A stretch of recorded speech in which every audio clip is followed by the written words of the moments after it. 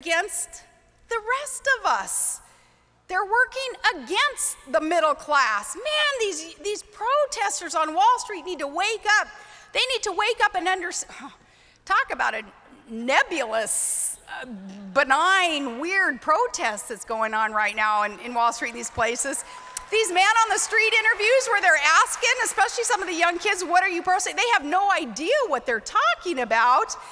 It's great late night talk show fodder for those with a great sense of humor, but no, these big union bosses and big government maximizing their own interests, working against the rest of us. Right now, these forces are maximizing their interests to help their friend Barack Obama get elected so they can keep doing to us what they've been doing.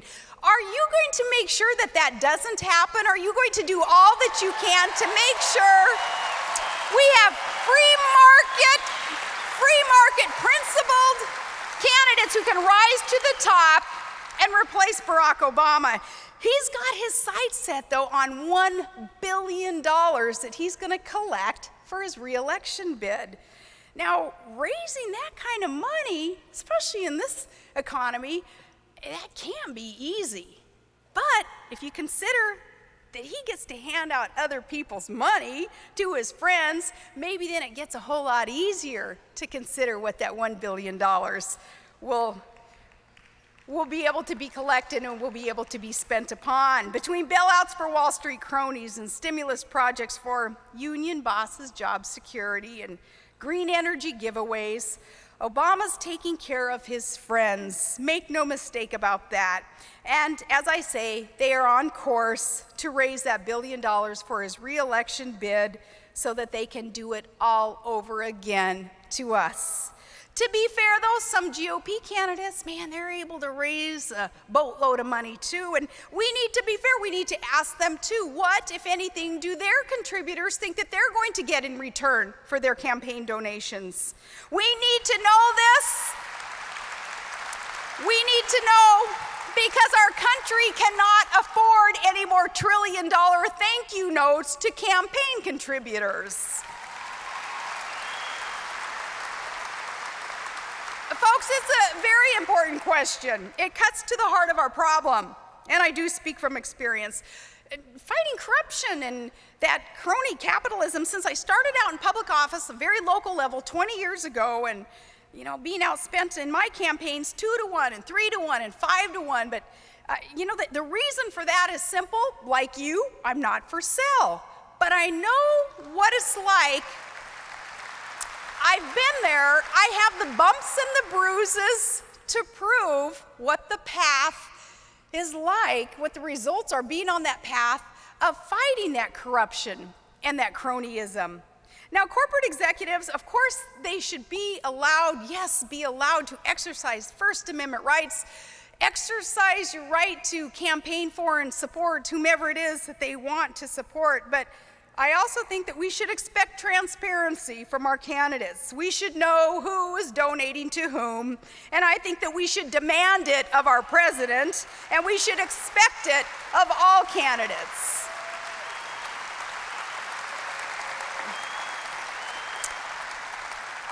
But that transparency alone, it won't help us combat entirely crony capitalism or kickstart our economy. We've got to do more. And we've got to adopt a plan that will do more.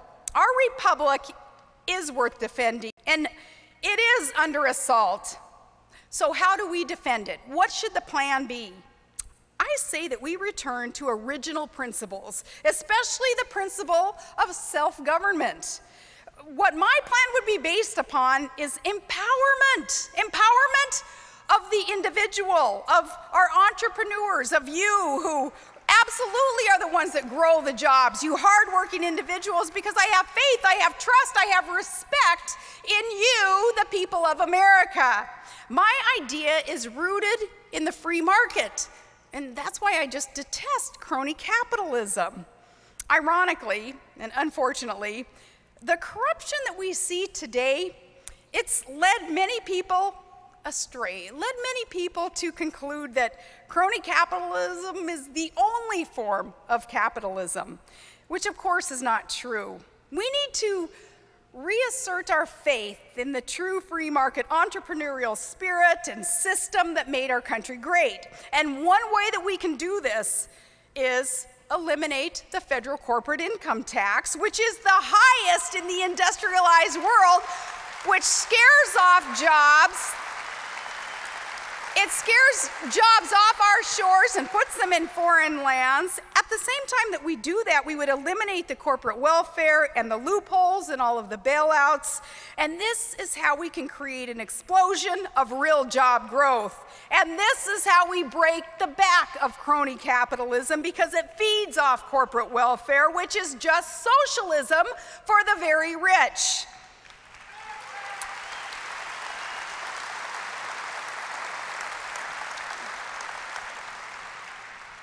Our message to job-creating corporations is, we'll unshackle you from the world's highest federal corporate income tax rate, but you'll stand on your own. You will fall or you will succeed on your own, just like all the rest of us out on Main Street.